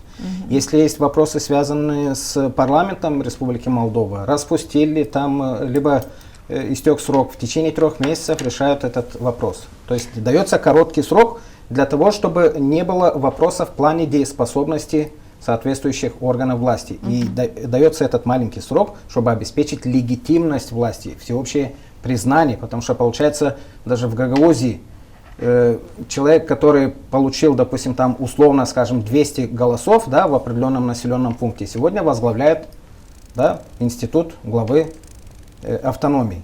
Как бы с точки зрения легитимности, всеобщей признанности, есть вопросы. Если кто-то говорит о том, что Евгения Гуцул получила там определенное количество, большинство голосов избирателей, то есть люди, которые исполняют обязанности, которые не получили большинство голосов избирателей. И это временно указано законом. Есть законность, а есть легитимность, всеобщая признанность, да, соответствующего института. Но скажите, пожалуйста, кто вот этими вещами должен заниматься в Гагаузии? Вы говорите, они обязаны. Но кто их обяжет? Не собирается ничего менять. Они обязаны, но они не могут, потому что они в одной компании, и у них одни установки. Ну, до сих пор хорошо, они в одной установке, они этого делать не будут. До сих пор были вопросы по поводу решения суда. Какое будет решение суда и какие могут быть соответствующие последствия. Но сейчас ждут решения апелляционной палаты, так? Сейчас возникли вопросы, кто будет утверждать результаты выборов региональных. Вы имеете в виду Народное собрание Гагаузии возмущается, кто будет. В законе пишет апелляционная палата Камрад, а в новом законе, что касается судебной системы и так далее, используется понятие апелляционная палата Юг. Но есть апелляционная палата Юг, но с местонахождением Камради. Есть этот вопрос. И, конечно же, самый главный вопрос по сегодняшний день не могут определиться, какой ЦИК в Гагаузии легитимный и кто должен организовывать выборы. Но не могут определиться, потому что не хотят определиться. Это моя личная точка зрения. Однозначно. Потому что если бы хотели, то они могли бы. Я хочу вернуться к логике и вашей мысли, которую вы только что сказали про закон, который обязывает Народное собрание Гагаузии объявить вакансию вакантной и начать процесс избрания нового Башкана, если в течение 60 дней Башкан не мог исполнять свои обязанности. А презумпция невиновности? Вот презумпции невиновности, дополни, простите, пожалуйста, о презумпции невиновности говорят люди окружения Шора, да, которые говорят, невозможно избрать другого Башкана и объявить выборы. Почему? Потому что надо дождаться решения последней инстанции по судьбе Евгении Гуцул, и только тогда. Это как укладывается в ту норму закона, о которой вы говорите? Давайте определимся так. Что касается презумпции невиновности, это уголовно-правовые отношения. Что касается административных отношений, это регламентируется. Вот что касается основного закона, это уложение Гагаузии. Да? Вот в уложении Гагаузии предусматриваются все вопросы, связанные с институциональным кризисом. Понятное дело, что есть презумпция невиновности. Никто не говорит о том, что здесь, так скажем, этот приговор является окончательным и не подлежит обжалованию. Хотите обжаловать, пожалуйста, обжалуйте, есть презумпция невиновности, двигайтесь дальше. А вот что касается институционального кризиса, этот институциональный кризис должен быть устранен в самый короткий срок. То есть его не устраивает? Хорошо, с одной стороны, предполагаем, что вот этот вопрос разрешится в ближайшее время, и теоретически можем предположить, что апелляционная палата оправдывает, да, Евгению Гуцул, и, естественно, она занимает свою должность. А если, да, вот не будет оправдательного приговора, и будет тот же самый обвинительный приговор, пускай будет даже условный срок. Но в истории Ильи Узына появится возможность написать, что я был не 3 месяца исполняющим обязанности, а был 6 или 7 или 9 месяцев. Вот что будет. А что еще должно быть интересного для автономии? А если откроем уложение и прочитаем там соответствующее положение? Так кто на то положение, как говорит Лена Федоровна? Сейчас кто следит за тем, чтобы это положение? Смотрите, мне кажется... Самая главная проблема нашей автономии, что у нас здесь никто больше не соблюдает занимается закон. контролем за Я понимаю. Я сейчас вам объясню, почему так происходит. Потому что не в обиду будет сказано. Гагаузской республики нету, мы празднуем 35-летие Гагаузской республики. Референдум не был признан, и что касается последствий референдума, тоже никто не может определиться. Мы празднуем. Что касается Дня уложения Гагаузии, естественно, никто не празднует. Вот почему происходит. Потому что документ легальный, является высшим законом, никто не празднует День уложения. А то, чего у нас нету, мы празднуем. А кто нас может обязать? Вот мы не хотим и не... Народ. А вот какой народ может обязать. Вот народ может требовать, допустим, ездить в Кишинев и требовать, чтобы дали Евгению Гуцул, допустим, условные, освободили Башкана. Народ это может требовать. Народ Гагаузии может требовать у себя в Гагаузии, чтобы Народное собрание выполняло свои функции хотя бы в соответствии с уложением. Игорь, давайте вернемся к реальности и посмотрим. Народ это люди, требовать могут люди, которые точно знают законы, знают, что там прописано, и поэтому не просто думают, а видят, как депутаты нарушают этот закон и не назначают выборы в Народное собрание Гагаузии, в нарушение закона не назначают, не решают институциональный кризис в связи с отсутствием Башкана на своей должности больше 5 месяцев уже. И люди, если этого не знают, они не могут это требовать. А мы же с вами понимаем, почему я говорю, давайте к реалиям вернемся. Мы же с вами понимаем, что сегодня по пальцам можно посчитать людей, которые вне депутатского корпуса, вне какой-то научной среды Камрадского госуниверситета или каких-то личностей, активистов, которые изучают и знают положение закона, об этом знают, но даже они не требуют. Поэтому получается, что депутаты сегодня делают, что хотят. И с теми законами, которые приняли их предшественники, и с теми законами, которые они принимают сами. И что это за анархия в Гагаузии? Ее устанавливают те люди, которые работают в нарушении всех норм и законов. Разве нет? Вот есть такое явление, как правовой нигилизм, отрицание существования права, отрицание существования закона. Да, вот они не отрицают, они просто не выполняют. Вот вся проблема в том, что они не руководствуются законами, а руководствуются какими-то личными принципами, личными интересами. Те же самые ордена и медали раздают по принципу там свой, чужой и так далее. И вот что касается законов от АТО Гагаузии, я думаю, что все-таки есть необходимость их соблюдать, потому что если мы не будем руководствоваться законами на сегодняшний день, то завтра, послезавтра найдутся люди, в том числе в Кишиневе, которые будут обязывать соблюдать законы, но уже законы Республики Молдова. И к чему это приведет? Это может привести к тому, что на сегодняшний день законы, которые существуют в АТО Гагаузии, они, как бы обидно не было, не будут браться во внимание. Они и так не берутся во внимание во многих судебных процессах. Они не будут браться во внимание и в административных отношениях, а будут браться во внимание законы Республики Молдова. То же самое касается избирательного процесса. Если вы не можете определиться в Гагаузии со своим избирательным законодательством, в избирательном законодательстве Республики Молдова предусматриваются и республиканские выборы, и региональные выборы, и местные выборы, включая Народное собрание, включая Башкана Гагаузии. Но вы знаете, я хочу сказать о том, что пусть не часто, но стали звучать какие-то мысли людей, которые анализируют ситуацию и которые высказывают свою точку зрения и высказывают недовольство действиями, допустим, даже Народного собрания Гагаузии, о котором мы с вами говорим. Вот на том мероприятии к 35-летию образования Гагаузской республики один из выступающих, Георгий Калчу, он действительно высказал свое отношение к тому, как работает Народное собрание Гагаузии, что делает или не доделает, и особый акцент он сделал на то, что Народное собрание Гагаузии не может найти общий язык с Кишиневым тогда, как должен это делать. Мы можем посмотреть отрывок. Кстати, очень интересно, что в Телеграм, на сайте ГРТ можно было найти только какие-то поздравительные части выступлений, но критические замечания, которые были сделаны, ГРТ решила не отражать. Но мы все-таки хотим посмотреть и этот Не фрагмент. то, что решила, ГРТ не может отражать. На грани войны стояли, конфликт навстречу был. Мы постоянно находились в диалоге и с Народным фронтом, и с правительством, и Верховным Советом, депутатами, учеными, интеллигенцией. На съезды Гагаузской алкы депутатов уровней, первых редакций или все члены правительства. У нас жесткое противостояние было, но тем не менее мы находились в диалоге, и они приезжали, считались. Они нас не понимали, мы их не понимали. Но в процессе диалога, как бы вода камень точит, мы пришли к конечному итогу к консенсусу. Поэтому предлагаю полагаться на наших депутатов, но что на местном уровне, что на Народном собрании, да и многие члены исполкома не приходится уже народу. То есть это определенное негодование от представителей Гагаузии. Ну, такое робкое, потому что очень редкая такая критика. Ната сказала, резче Ната Чеботарь, журналист, она написала следующее. Не устану повторять, что этот созыв, за малым исключением, самый позорный и самый вредительский состав НСГ. Ваше мнение? На самом деле вот было правильно подчеркнуто то, что диалог должен быть. И, к сожалению, нет даже нормального диалога внутри Гагаузии, не то, что там Гагаузия и Кишинев. Что касается Народного собрания Гагаузии, к большому сожалению, Народное собрание создало кризисную ситуацию.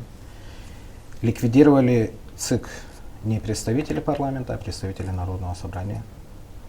Что касается реформирования избирательного законодательства Гагаузии, реформировали наши депутаты. В год выборов вносили более 100 изменений.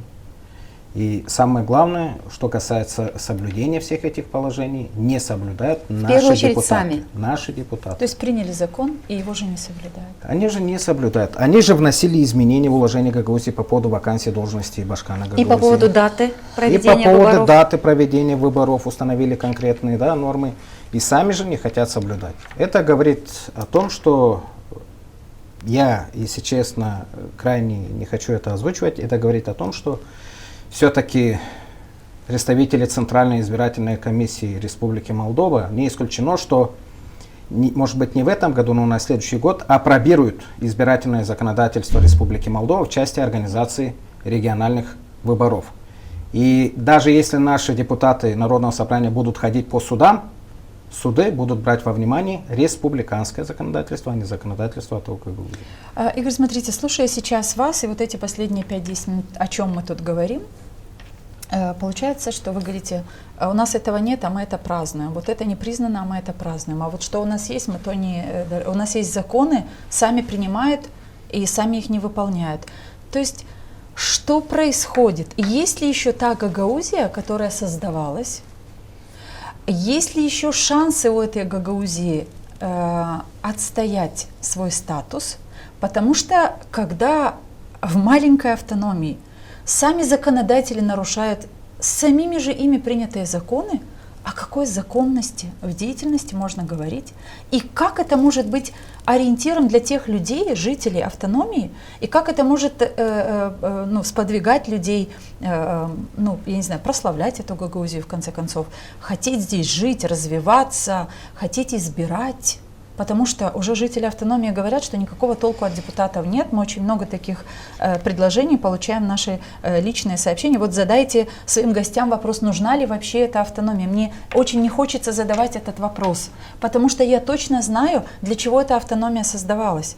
И я знаю, что есть немало людей, которые понимают и знают, даже как из этой крайне сложной ситуации эту Гагаузию все-таки вывести на должную, законную, достойный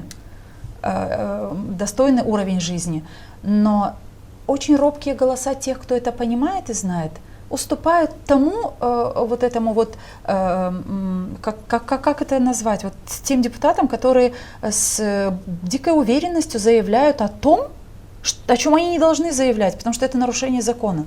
Вот не назначили дату выборов, просто потому что они так считают. Расформировали ЦИК, расформировали рабочую группу, которая могла бы работать и приносить какую-то пользу хотя бы от диалога между центром и Кишиневым. К чему эта Гагаузия сводится? Вот такой вопрос. Я могу всего лишь предположить. Не исключено, что у этих людей, которые работают против автономии, я не исключаю, что у них чемоданное настроение. Смогут помочь автономии на сегодняшний день те люди, которые хотят жить здесь, в этой автономии, которые хотят, чтобы их родственники жили в этой автономии, которые знают, что их родители здесь похоронены, и которые знают, что эта автономия создавалась не просто так. Кто-то потратил здоровье, и слезы пролили, и кровь пролили, когда создавали автономию. А те люди, которые имеют чемоданное настроение и у них в голове за граница, естественно, они потихонечку, как бы обидно не было, продают эту автономию. Как бы обидно не было. Я знаю, это может быть не для всех информация, но я знаю, что есть люди, которые из Гагаузии едут в Кишинев и встречаются в том числе и с премьер-министром, и с министрами встречаются. Это депутаты? Это и депутаты. Встречаются и обсуждают, как потихонечку сливать полномочия Гагаузии. А потом возмущаются, почему Игорь Янак не защищает Гагаузию и не защищает полномочия Гагаузии, потому что он юрист. Давайте спросим у тех юристов, которые сидят в Народном собрании, почему они допустили внесение изменений в некоторые законы, связанные с прокуратурой АТО Гагаузии, связанные с Центральной избирательной комиссией Гагаузии, почему они не изучали соответствующие законопроекты в парламенте Республики Молдова, которые были связаны со статусом Гагаузии. Почему они не выходили с законодательной инициативой? Ведь статья 73 Конституции гарантирует право законодательной инициативы не только депутатам парламента, но и депутатам Народного собрания. И не обсуждали вопросы, связанные со статусом Гагаузии. Вот этим юристам надо задавать вопросы. Что касается моих позиций, я готов эти позиции озвучивать везде. И на сегодняшний день я хочу сказать, что все-таки Гагаузия может быть и сохранится в том статусе, который есть, но сохранится, если найдутся настоящие гагаузы. Настоящие гагаузы, которые переживают и за гагаузскую историю, переживают и за гагаузский язык, и за традиции, обычаи. И самое главное, несут ответственность перед прошлыми, нынешними и будущими поколениями. У нас очень мало людей, которые задумываются о прошлом. Очень мало людей, которые переживают за настоящее, и очень мало людей, которые задумываются о будущем. В том числе, что касается некоторых стратегических решений, вот эти кривые решения, которые были приняты Народным собранием Гагаузии, поверьте мне, что они будут иметь последствия как минимум на 10-15 лет вперед. Кривые какие? В том числе связанные с Центральной избирательной комиссией. Этот вопрос не урегулируется за пару месяцев, поверьте мне. Не смогут определиться, потому что есть и судебные процессы, есть проблемы и в законодательстве АТО Гагаузии, которые противоречат законодательству Республики Молдова. Вот эти вопросы, связанные с институтами, допустим, Гагаузии, вот то же самое касается прокурора Гагаузии. То, что проморгали, поверьте мне, что в ближайшее время это не смогут вернуть. Какой бы юрист там ни был, какой бы там депутат ни был, они это не смогут урегулировать, потому что внесли соответствующие изменения в Конституцию Республики Молдова. А Конституцию не будут менять по настроению гагаузов. То же самое касается и многих других законов, положений. То, что до сих пор вот принимались определенные кривые решения, они будут иметь последствия как минимум на 10-15 лет вперед. Но если найдутся люди, которые будут переживать за Гагаузию, поверьте мне, что где-то с помощью диалога кое-что мы отдали, но кое-что мы сможем забрать. А вы То знаете, есть, что да. есть такие люди? Есть такие люди, вы их знаете? Я Их считаю, что достаточно, есть. чтобы поднять эти Я вопросы считаю, что и взяться есть за Гагаузию? такие люди в Гагаузии. Я считаю, что в Гагаузии есть гагаузы, которые переживают за Гагаузию. Я считаю, что есть люди, которые хотят, чтобы их родственники жили здесь. Есть люди, которые похоронили своих родственников на этой земле. И есть люди, которые на самом деле переживают немножечко и за будущее. Потому что Игорь, вы сказали, что у многих чемоданное настроение, у многих нынешних там депутатов в Народном собрании Гагаузии. Я далека от мысли, что как минимум, назову имя Константинова, в его возрасте чемоданное настроение, но у него точно есть настроение выдвигаться еще раз по той же Ферапонтьевке, где всего лишь там 200 человек. Или у Илиузуна. Или у Илиузуна. Вряд ли у них чемоданное настроение. То есть вред, который они сегодня наносят этой гагаузской автономии, настолько высок, что люди в силу того, что не знают законов, и в силу того, что их вводят в заблуждение, именно вот эти люди, которые сегодня, вчерашние ходаки к Шору, сегодня руководят автономией. А в их же руках ГРТ, которые, как только что Лена Федоровна подметила, что даже выступление человека, который стоял у истоков создания автономии, это имя Георгия Калчо, которое известно хорошо не только в Вулканежском районе, а вся Гагаузия знает, что это юрист, который в то время помогал формировать юридические основы для запросов общественников Гагаузии, почему нам нужна гагаузская автономия, первоначально Гагаузская республика. Если даже мнение этого человека ГРТ дает в высеченной версии только там, где он говорит «поздравляю вас с этой датой». То есть даже критичное мышление человека, который создавал эту гагаузскую автономию, недопустимы. То какую Гагаузию мы сегодня имеем и почему нужно делать вид, что мы этого не замечаем, если мы это видим, но сколько людей это видят и оценивают это как угрозу, реальную угрозу жизни гагаузской автономии. я не зря говорил про чемоданное настроение, потому что мы видим, как показывает практика. Те люди, которые работают против государства, те люди, которые работают в том числе против автономии, если возникают определенные проблемные ситуации, бегут. Да, они не остаются здесь, чтобы понести соответствующую ответственность. Я это имею в виду. Если все будет хорошо, они останутся здесь. Но если будут какие-то проблемные вопросы, если будут вопросы, связанные с юридической ответственностью, поверьте мне, что у некоторых даже по 2-3 паспорта в кармане. Поэтому я говорю, что в Гагаузии смогут навести порядок те люди, которые хотят жить здесь и переживают в том числе и за юридическую ответственность, переживают в целом за Гагаузию и не будут идти против автономии, против государства, потому что они хотят жить здесь. А те люди, которые идут против государства, идут против автономии, они 100% в голове держат план, в случае чего, если наступит юридическая ответственность, они соберут чемодан и уедут.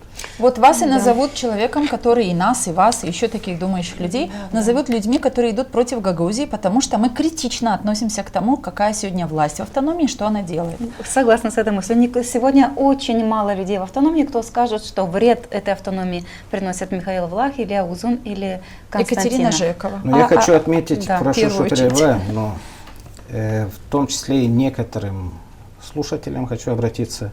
Если я не выступаю против президента, это не означает, что я за президента. Если я не выступаю за Башкана, это не означает, что я против Башкана. Я на сегодняшний день готов обсуждать проблемы, готов обсуждать идеи. Что касается, так скажем, людей, которые симпатизируют президенту, Башкану, премьер-министру и тому подобное, я думаю, что их достаточно. На сегодняшний день мы должны не просто заниматься тем, что восхвалять Башкана или восхвалять кого-то. Мы должны заниматься решением определенных проблем. В конце концов, если хотите иметь справедливое правосудие, давайте это справедливое правосудие обеспечим всем гражданам, которые проживают на территории Гагаузии, на территории Республики Молдова. Как это сделать? Пересмотрим соответствующие законы. Если вам не нравятся законы, которые применяются в отношении должностных лиц, они являются суровыми. Там вместо реального срока должен быть условный срок. Условный срок допускается, если за умышленное преступление назначается максимум 5 лет. Там, где 6-7, там условный срок не допускается. Если вы хотите условный срок, давайте будем пересматривать законы. И там, где кому-то нужны условные сроки, снизим соответствующую планку И там, где будет до 5 лет лишения свободы, судья, возможно, придет к выводу, что есть возможность применить условный срок. Если кому-то не нравится процедура рассмотрения дел, можем и это пересмотреть. Если мы хотим кому-то обеспечить неприкосновенность, чтобы никогда их вообще не вовлекали в уголовные процессы, давайте дадим пожизненную там, неприкосновенность. А так, если мы говорим о справедливости, пускай это будет справедливость в отношении всех. Именно так и должно быть. Вы знаете, у нас есть еще один вопрос к вам как юристу. Если можно, мы попросим нашу режиссерскую команду показать нам фото. Был награжден еще орденом господин Михаил Цуркан из города Вулканешт. Это тоже общественный активист, который стоял тогда, как мы поняли, у истоков создания Гагаузской республики автономии. Видите, да, человека наградили, и он свою приветственную речь сказал. И вот в этой самой приветственной речи он сказал следующее. И мы просим вашего комментария как юриста. Михаил Цуркан, награжденный орденом Гагаузии, сказал следующее. «Я готов сесть в тюрьму вместо Гуцул, а после выборов я сожгу желтый флаг». Как это расценивать с юридической точки зрения? Что касается уголовной ответственности, есть принцип индивидуализации. Закон не допускает, чтобы кто-то вместо кого-то сидел, отбывал срок и так далее. Это всего лишь, так скажем, своеобразные лозунги, игра слов. Что касается посягательства на государственные символы, но я не думаю, что не государственные, они имеют в виду пас и партию, флаг партии хорошо, пас. Хорошо, если имели в виду там то, что будут сжигать желтый флаг было да, сказано, какой-то не... партии и тому подобное, то соответствующая партия уже может обратиться в правоохранительные органы, чтобы они дали соответствующую оценку. Я хочу отметить один момент. Что касается агрессии, которая проявляется сегодня на территории АТО Гагаузии в отношении любых представителей. У нас некоторые товарищи проявляют агрессию не только представителям Кишинева, но и в том числе жителям Гагаузии. Я думаю, что это излишне. И вот эта агрессия, которая на сегодняшний день имеется, эта агрессия наоборот работает против Гагаузии. И самое главное, против интересов населения, не против интересов отдельных лиц. Они за эти лозунги, может, и получают определенные финансовые ресурсы, определенные блага, определенные должности, а вот страдают, как правило, простые граждане. Поэтому я призываю всех ответственных должностных лиц, в том числе деятелей, там, общественных, необщественных, чтобы они акцентировали внимание на свои высказывания. И самое главное, на сегодняшний день, лучше худой мир, чем хорошая война. Придут выборы, если будут демократическим путем избраны соответствующие институты, то после этого, естественно, мы определимся с раскладом, кто будет руководить парадом. Если на сегодняшний день кто-то имеет желание, вот есть даже такие высказывания, что будет революция, будут какие-то там митинги, там будут какие-то агрессивно настроенные мероприятия. Если мы с помощью вот агрессии попытаемся сменить власть, не исключено, что это может привести к определенной конфронтации, и не исключено, что это может привести к тому, что в Уголовном кодексе некоторые статьи, в том числе связанные с сепаратизмом, в том числе связанные с призывами к агрессии, к массовым беспорядкам, будут апробированы на практике. И потом будут писать, что вот жители Гагаузии, да, были привлечены к уголовной ответственности, жители Гагаузии являются сепаратистами и так далее. Вот чтобы этого не было, лучше, я считаю, на сегодняшний день провести демократические выборы. Каждый имеет право участвовать. Если я хочу что-то изменить, я могу участвовать не только в качестве избирателя, но и в качестве конкурента на выборах. Если я хочу что-то изменить, я могу объединиться с определенными политическими организациями и участвовать в принятии решений без проблем. Право на управление гарантируется всем. А так призывать к агрессии, призывать к массовым беспорядкам запрещается уголовным законом. Но, несмотря на то, что запрещается уголовным законом, мы все стали свидетелями того, как Илон Шор призывал к государственному перевороту и призывал полицию Республики Молдова перейти на его сторону. Вы как юрист к этому как относитесь? И как должна Молдова реагировать? И что может сделать, когда такие призывы звучат? Только дополнение, я прошу прощения. То есть этот человек, сидя в Москве, может говорить все, что угодно, потому что судебные инстанции вообще не дотянутся до него, да? Он там защищен. Но не защищены граждане, которые озвучивают то, что им прописывают. Я, допустим, вот не очень понимаю, почему молодежь, которая ведется на это, мы видели последний протест, то есть, ну, придется же этой молодежи отвечать так же, как сейчас Гуцул отвечает за то, за что она отвечает. Я, с одной стороны, понимаю, что вот некоторые наши граждане хотят, чтобы реакция была сейчас со стороны правоохранительных органов. Да, хотят, чтобы сразу оперативно, да, отреагировали и так далее. Но я приведу самый простой пример.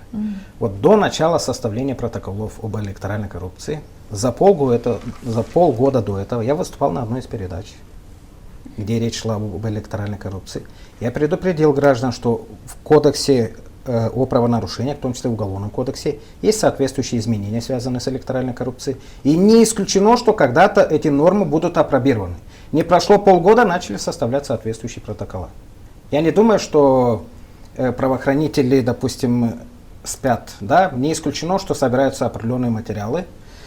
И я не исключаю тот факт, что вот эти нормы, связанные с сепаратизмом, связанные с призывом к агрессии, к массовым беспорядкам и так далее, тоже будут бездействовать. Не исключено, что через энное время правоохранители будут привлекать к ответственности, в том числе к уголовной ответственности, всех участников массовых беспорядков и так далее.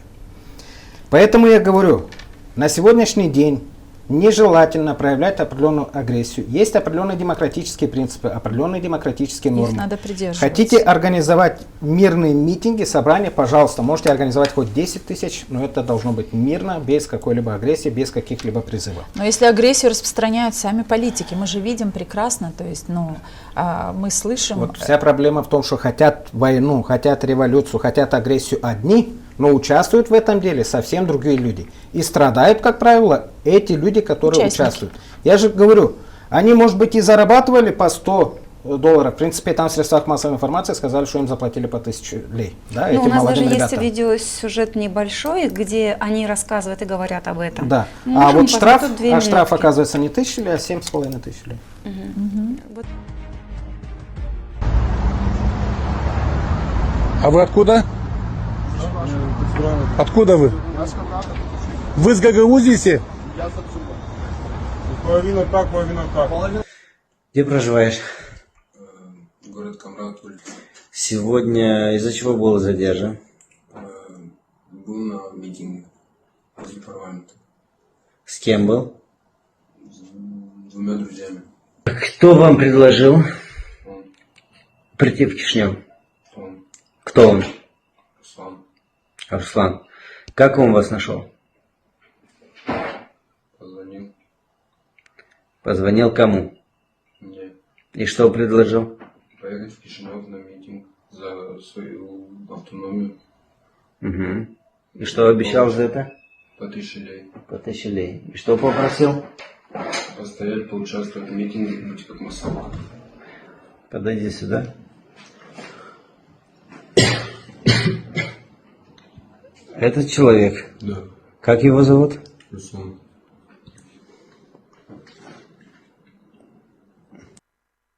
Скажите, пожалуйста, какая была ваша цель визита сегодня в город Кишинев? Я приехал в Кишинев, меня попросили протестовать, там поставить палатку, и мне обещали за это деньги. И сколько вам за это обещали заплатить? 1000 лей. Алло. Братан, смотри, меня освободили и поставили мне протокол, братан. Как я сейчас, откуда мне деньги брать? Сколько, братан? 7500 лей. Да. Фоткаешь, отправишь мне в телегу, и передадим деньги Роме, и Рома тебе даст. Хорошо. А где Рома? А тут много людей, ты понимаешь?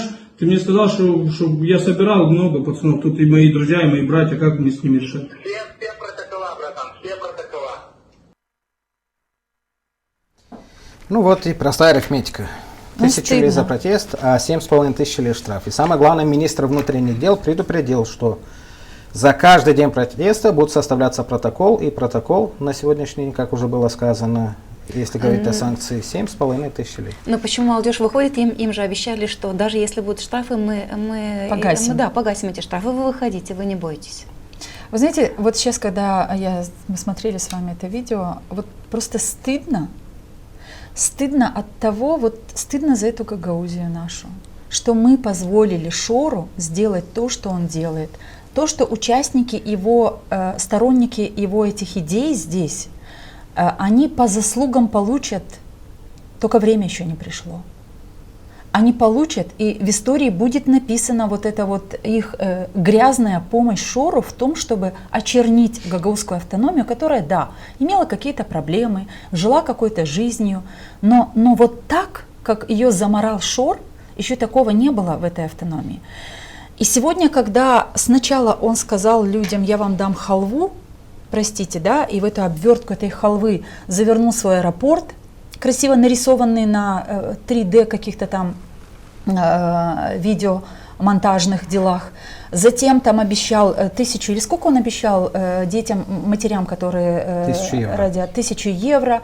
А потом еще что-то обещал, кучу всего. И вместо всего это 500 миллионов. Да, на инфраструктурные евро проекты. на инфраструктурные проекты прямо с самого начала. Константинов после возвращения с Израиля уже бегал в Чедерлунгу, чтобы найти место, где будет тот самый аэропорт. Уже обещал нам, что скоро они получат разрешение на ту территорию, на которой будет начнется строительство. И вот, глядя на все это, я прекрасно понимаю, что вот эта обещанная халва в результате сказалось на Гагаузии как на глубочайшем вот этом позоре, который сегодня наших детей, нашу молодежь приглашает туда. И заканчивается это все вот этими вот допросами в полицейских участках. А потом, наверное, будут какие-то и другие решения, которые будут крайне неприятны ни семье, ни обществу, ни конкретно тем людям, которые оказались вот в жерновах вот этой мясорубки, которую устроил здесь господин Шор, который сидит там в Москве, ему очень комфортно. Все, что он сделал с нашей Гагаузией, конечно, он сделал, потому что тут нашлись люди, которые ему в этом помогают. Но последний у меня вопрос здесь, может быть, и у Елены Федоровны еще есть вопрос. Игорь, как вы думаете, почему у гагаузского общества не хватило сформированного мнения противостоять, даже если его планы внедрялись здесь в автономии при помощи наших избранных или неизбранных, но активистов гагаузских? Почему не хватило смелости у другой части гагаузского общества противостоять? Да, вот что касается гражданской пассивности, есть такая проблема не только в Гагаузии, но и в Республике Молдова. А вот что касается Гагаузии в целом, к сожалению, наши люди не разделяют тех людей, кто обслуживает чьи-то интересы, а кто служит интересам общества, интересам автономии и так далее. И вот к несчастью, во власть попали многие, по крайней мере, попали те люди, которые обслуживают, не служат, а именно обслуживают чьи-то интересы, вместо того, чтобы служить общественным интересам. Вот когда наши люди будут разделять, что должностные лица, депутаты, члены исполкома должны служить общественным интересам, а не обслуживать чьи-то интересы, вот тогда у нас ситуация поменяется. И людям надо объяснять, разъяснять, что вот этот человек, вот эти люди, вот эти товарищи, они не служат интересам, а они обслуживают чьи-то интересы. Вот тогда ситуация поменяется. Люди, к большому сожалению, добросовестно были введены в заблуждение.